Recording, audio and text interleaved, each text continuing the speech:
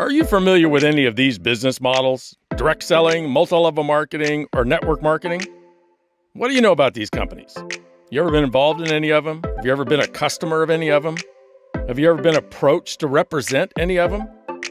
Hi, my name is Richard Bliss Brooke, and I'm the author of The 4-Year Career, a book about how to build a network marketing income in 4 to 5 years on which you could then earn for the rest of your life. The book is about truth, both the upside of network marketing and the downside. Some people swear by the income concept and the products they sell, and a lot of people swear they would never get involved. And for good reason.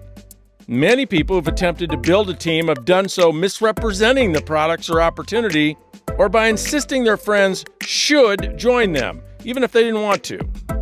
Oftentimes, hype has overruled reason and common sense. Success in any venture is not easy, which is why it's reserved for the few that make it happen.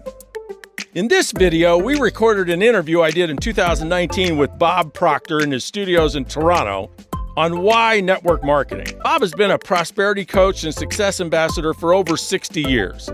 He's the author of several best-selling books, including the classic You Were Born Rich. He's a well-known law of attraction expert and was featured in The Secret, a revolutionary movie on success and happiness studied by close to 100 million people worldwide. I wanted to talk to Bob because he's responsible for millions of people around the world discovering their own path to success. He's a powerhouse inspiration to the ambitious souls in the world and a guide and coach on how to master the principles of success. Let's jump into the interview and listen to Mr. Proctor talk about how network marketing could be your e-ticket ride to an abundant life. I've had an interesting life. Yes.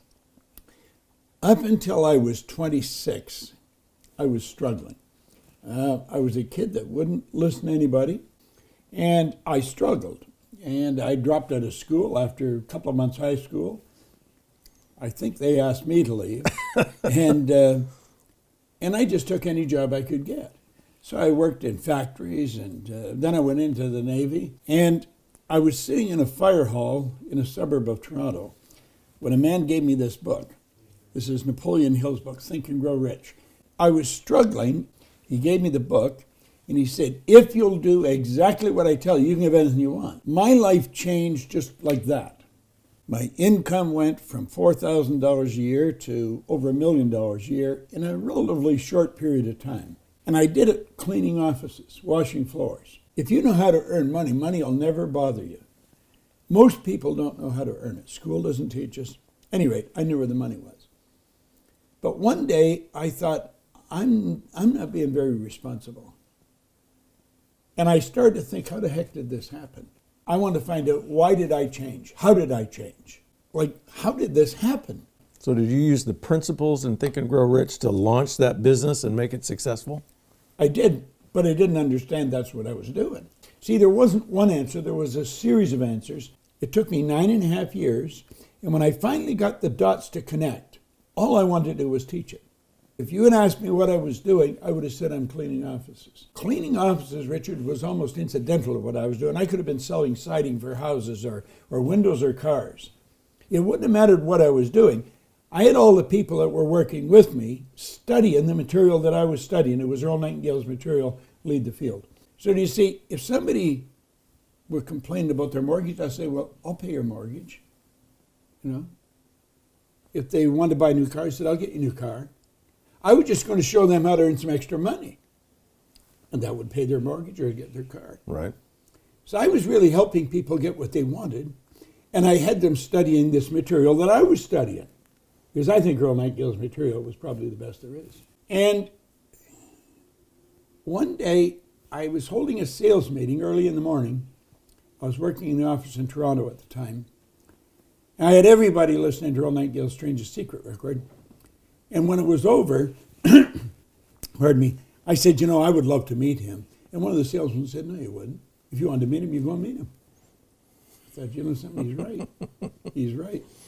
So anyway, Earl was not an easy guy to get an appointment with. He was the most listening man in the history of the broadcasting industry at the time. This was in the mid-'60s. Right. And anyway, I got an appointment with him. So I flew to Chicago, and I spent an hour with him. And it was a fascinating hour. And at the end of the hour, I said to her, what is the big deal? What is the real secret here? He said, what do you mean, Bob? I said, well, I'm trying to figure out how all this comes together. What is the... Well, he said, there isn't any secret. He said, the trick of life is to figure out what you love to do and then make a decision you're going to dedicate your life to it. And he said the problem with most people is they've never figured out what they love to do, and they never make a decision to dedicate their life to anything. I started to get excited right at that moment because I knew exactly what I loved to do, and it wasn't what I was doing. I would love to do what he was doing, and I wanted to do it with him. 3 years later, I was his vice president of sales. All the top speakers in the world, they were all recognized by Nightingale. They actually started the personal development industry as we know it today in recorded fashion.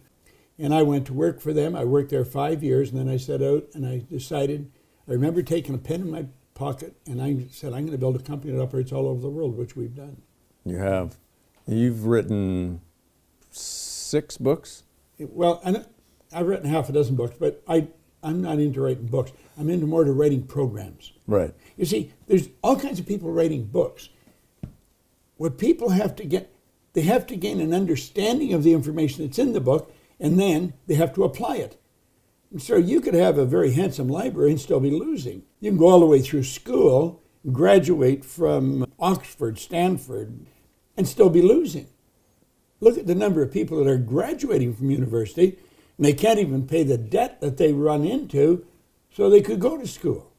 There's a serious problem when it comes to understanding education, what it really is. The programs that our company produce teach people about who they are, their mind, how the mind functions, how to decide what to do, and then how to execute to do it. Which is probably why so many network marketers love your programs. I think that's what network marketing is all about. I think network marketing is more about personal growth, personal development,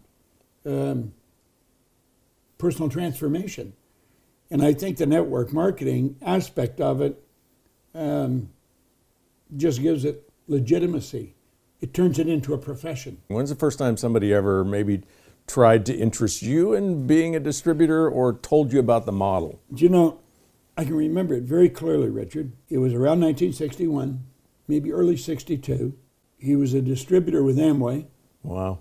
I even remember him standing on Bayview Avenue in Toronto, attempting to explain this to me with no pen and pad, nothing. He did not understand it, I know that. I think one of the problems in network marketing today is that the average person is not explaining it properly. If they were explaining it properly, I think a lot more people would grab it. Right. And would fall in love with it because it offers what people really want in life. I think they want freedom of time. They want freedom of money. They want to have the money to do the things they want to do, and they have to have the time to do it. And so that they can live the life they dream about. There's not many people live that way. They're in the minority for sure. So what is it about network marketing compared to like getting in the industrial cleaning business or even getting in the seminar and program business, the writing books business, or any other business that might be appealing to the masses as a way for them to build wealth? I thought the answer first was get another office to clean. Because I got one office, I get $30 a month. Then I got another one, $65 a month. So I'm up to an extra $100 a month. That was right at the start. And so I thought the answer was get another office to clean. I was exhausted, but I knew I was doing something wrong. And it was like a little voice in my head said, if you can't clean all of them, don't clean any of them. So I got all dressed up and I got other people cleaning offices.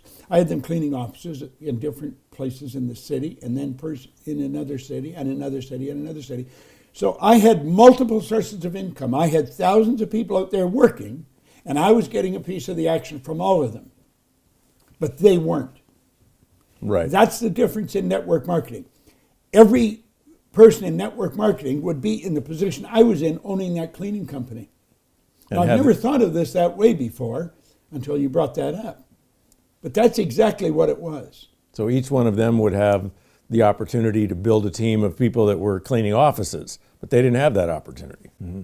You can have your own organization. And the crazy part about it is, if I bring you into my organization and you go and bring Betty in and Betty brings Harry in, Betty and Harry are in my organization too because they come through you. Tell me some stories about, you must know people in network marketing, you must know company owners, you must know top distributors, you must have encountered, spoke to. I've known a lot of people in network marketing, and I see people that are pretty ordinary individuals that build pretty extraordinary organizations. Yeah. And they haven't changed that much. It's just that they followed a simple pattern, and all of a sudden they have a huge organization with many thousands of people in their downline, and that they're receiving income on. And I think that's the part that it absolutely fascinates me. I honestly believe that most of the people in network marketing don't really understand what they're involved in. If they did, it would be much more dynamic than it is. I think there's a small percentage of the people that have a real grasp on what they're doing, and so they keep improving it. What do you think they're missing? What is it about network marketing they don't understand? I think it's a belief factor. I think they look at the person upline as something going for them they don't have going for themselves. This is pretty true in everything. I believe you can, but I can't. They're extras in somebody else's movie, really. But I think it's changing, and it's changing dramatically, because it's becoming much more sophisticated. It's a profession today. It was just something somebody did a number of years ago. See, it's still in rompers. Yeah. If you compare it to the legal profession or Franchising. well, even franchising that isn't that old. Right. By comparison, it's a relatively new profession. And so it's not that well known. It may take another 100 years before it's really recognized for the truth of what it is. But anybody that recognizes it now, I believe, and taking advantage of it, I believe they're living the life that God meant us to live. I mean, we've been endowed with such awesome faculties. We've got such tremendous potential. The potential we have goes beyond the scope of our imagination. So we should live the life that we dream, but most people don't. Is this the essence of your book, You Were Born Rich? It is. It is. If I was in network marketing, or I was looking at network marketing and I wasn't doing anything, I wasn't building that team, I was just hanging out, and you were going to preach to me, I was born rich, what would you tell me? Well, first of all, I think I'd get you to explain to me what you're doing. I'd get you to explain to me the business you're in. I'd probably tell you about the product I'm supposed to be selling. Probably, which is incidental. It's really incidental. Now, it has to be a good product. Absolutely. It has to. There's no question about that. But the product is almost incidental relative to what you're going to do. To what? Incidental to what? To the marketing plan, the growth potential, the opportunity that's staring you right in the face. Which is kind of like the breakthrough you had in the cleaning business. Oh, it is. No question about it. That's the breakthrough I need, is to go from trying to clean all the offices myself, which is trying to sell product to everybody I can sell product to. That's a very good example. What they've got to understand is that they come in, they're automatically leaders. And to be a good leader, you've got to be a good follower. And the trick is to know when to be which, leader or follower. He talks about that in here. He brings it very clearly to your attention. So the truth in this, when you first come in, you should be a good follower of the person that brought you in, if they know where they're going. And you better check that out, because they might not know where they're going. Well, somebody upline knows where they're going, because if you go up high enough, somebody's making $1 million a year in most companies. I tell people that. I said, listen, it doesn't matter what you're doing. If you want to do it better, go to someone that's already demonstrated by results. They really know what they're doing.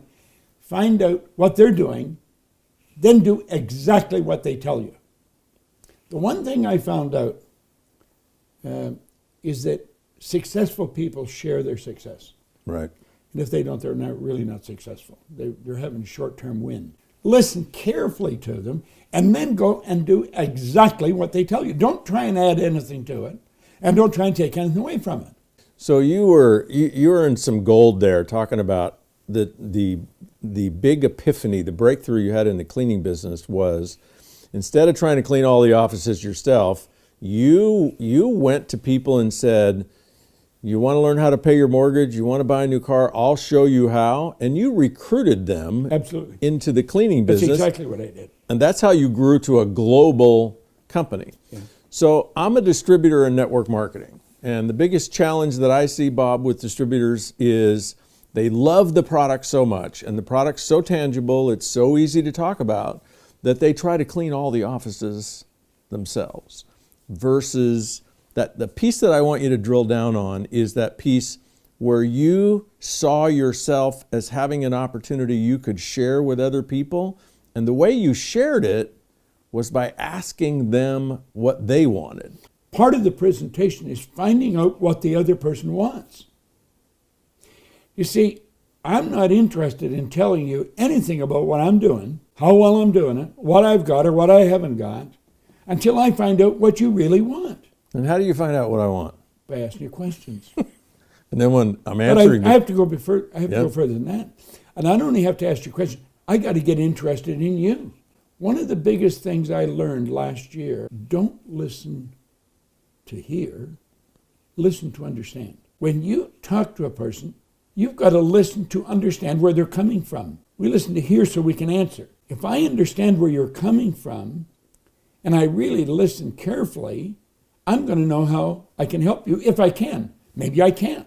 In network marketing, the beautiful truth is that if I find out what you want, and you are not on a path that you love being on and earning everything you can earn, then odds are pretty good I can help you.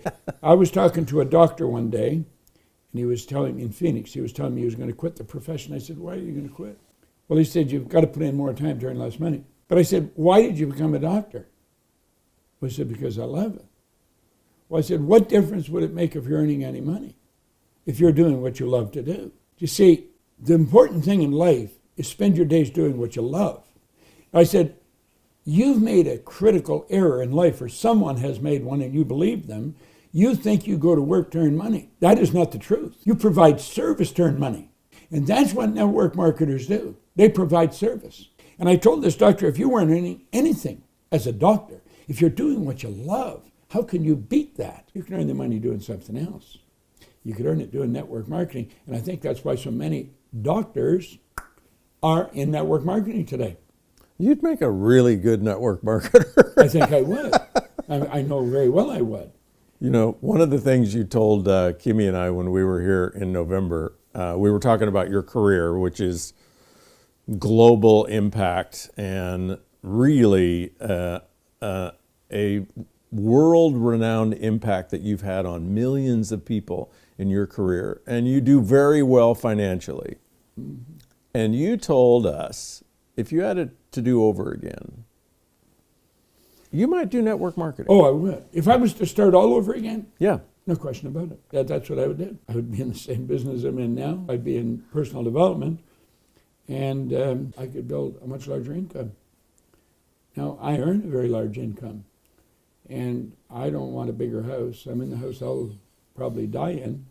I have my own studio. I love it. Money just enables you to extend the good you do far beyond your own present. I give a lot of money away. And so the more you earn, the more good you can do. Money's an instrument. That's all it is. Right. You know, having money isn't going to make you a better person. If you're not a nice person, you become despicable. Money makes you more of what you are. What do you think are some of the things that are missing in our profession? Like things that, as professionals in network marketing, we ought to work to improve or correct? I think leadership should be one of the first things they learn. So what do you mean by leadership? I'm talking about someone that knows how to sit down with a new person, help them lay out a plan, and then help them execute the plan. Help the person grow. Great leaders inspire people to grow. That's really what they do. They trigger something that's already within them. Madame Montessori put it very well. See, network marketing is an educational program. Education comes from, as Hill says in this book, comes from the Latin educo, meaning to educe, to develop, or to draw from within.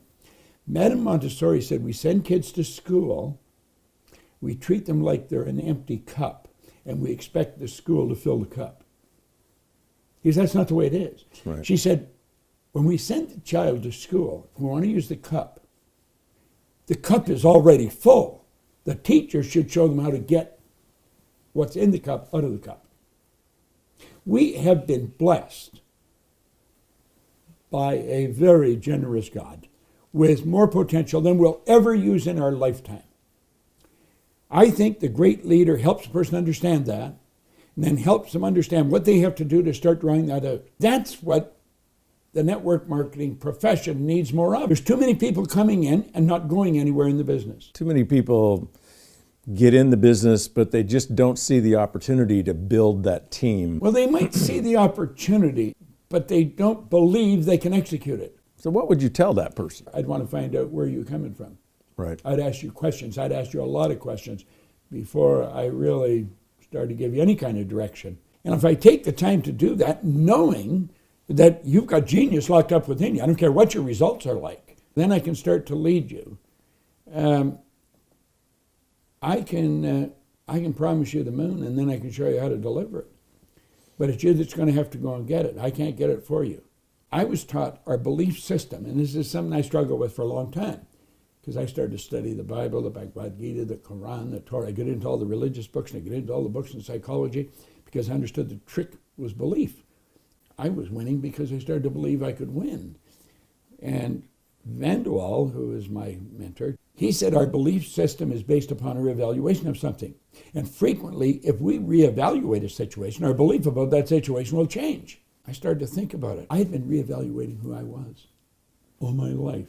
From the time I picked up this book, I started to reevaluate who I was. That's all I was doing. I was listening to all Earl's records. I was reevaluating who I was. That's really what I was doing all the time. And as I'd reevaluate, I'd throw away an old belief and I would create a new one. I'd throw away this and I'd grab another one. And my belief system was spiraling upwards. I wasn't aware that's what I was doing. See, I was doing it and I wasn't consciously aware of it. So I know that if you're not doing well, it's because you don't believe you can do well. If you believe you can do well, you're going to do it. And perhaps it's time for reevaluation. We should continually reevaluate. I study every day. I read this a little bit every day. And there's not a day goes by that I don't. So if I'm in network marketing and I'm not doing well, I'm stuck, how would you coach me to reevaluate me and reevaluate my Richard, opportunity? Being stuck is not your problem. Ignorance is your problem. Ignorance is your problem. Ignorance simply means not knowing. There's something about you you don't know. That's why you are stuck. And as you start to know some of these things about yourself, you're not going to be stuck any longer. See, the path is right in front of us. So this stuck concept is it's a misnomer. We're not stuck. We're ignorant. There's something about ourselves we don't understand. And we see that and learn that through constant reevaluation. Absolutely. Never stop reevaluating. And you've got to be going towards something you want. Now, most of the times when we want something, we instantly think we can't have it. That's not true. We instantly try and figure out how we're going to get there, and we don't see how we're going to get there, so we say we can't. Just because you don't know how, that doesn't mean you can't. Hillary didn't know how to get to the top of the mountain, but he got there. Ford didn't know how to build a V8 engine, but he built it. Edison didn't know how to illuminate the world, but he did it. And on we go. Right. See, what we've got to do, we've got to believe in our ideas. And we've got to understand just because we don't know how to do it, that doesn't mean we can't do it. In fact, if you do know how to do it, you're going to go sideways. You're not going ahead at all. Your goal should be for something you don't know how to do. Now, if I come into network marketing, whatever company I come into, I'd find out what the top spot is, and that would be the goal. I don't care about how many there are between here and there. I'd get all of them too, and I'd have targets to hit them. But they are merely stepping stones. But I'd be going for the summit. And tell me some other things about network marketing that you find inspiring or advantageous. You can start on whatever basis you want. That's the beautiful part. We talked about me in the cleaning business, owning your own cleaning business and having all kinds of cleaners because I couldn't do it all, so I couldn't do it. I decided I wouldn't do any of it. That'd be the same as a network marketer. He has a whole organization. He can't do it all, so he has them all doing some of it. With one difference. All of the people you have in the cleaning business don't get to recruit other people in the cleaning business. Let's say the son of a very wealthy industrialist that has a bunch of companies. And when this industrialist passes on or passes the mantle, gives it to the son or the daughter, and they collect on all this beautiful stuff forever. Well, everybody can move into that slot in network marketing. they're at the top of their own organization. And there's only a short period of time they'll have a pretty respectable organization under them if they follow the rules. And you're drawing income from every one of them. And the beautiful truth is, you could do it while you're building your dental practice. You could do it while you're building your medical practice. You could do it while you're selling your cars. You could do it while you're doing whatever you're doing. And you can do this on a very part-time basis. If you follow the rules and you do it properly on a part-time basis, pretty soon the money you're earning on this part-time thing would by far exceed whatever you're earning at this full-time work. It's one of the beautiful things about the model that, like the way I explain it to people, is on a scale of 1 to 10, I could be a 3 or a 4 in my leadership, my influence, my motivation, my belief, all of those things. But I could end up with somebody on my team that's a 7 or an 8 or a 9 or a 10, and they go build this explosive group, this big, it's all on my team. You don't benefit from that in your business model, but in network marketing, we call it the tipping point. When you get 200 or 300 people on your team, the odds are at least 1 or 2 of them, they're better than you. Oh, without question. Listen, there's so much opportunity in network marketing. If a person's looking at this, they've got to get their ego out of the way. They've got to ask, what's more important? What I think of my position, what I think other people think of my position, or is the way I'm living more important? Because it offers such a phenomenal way of life.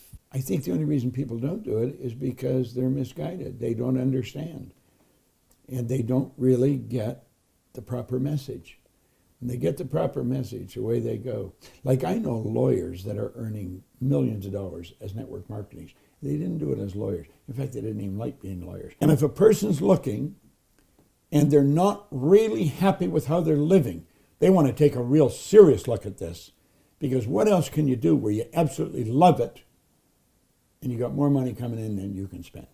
What's the spiritual connection between I'm somebody that I'm looking at network marketing because something's missing in my life. I found network marketing, but I'm not yet doing it. I'm not building a team. Well, what's the spiritual connection that might pop it for me? Well, I think what we've got to understand, it's spirit that makes us all the same. I don't care if you're black, white, male, female, tall, short, fat, thin. I don't care if you come from Africa or from Allentown, Pennsylvania. It really doesn't matter where you're from. It doesn't matter what your culture is, what your background is. Spirit is 100% evenly present in all places at the same time.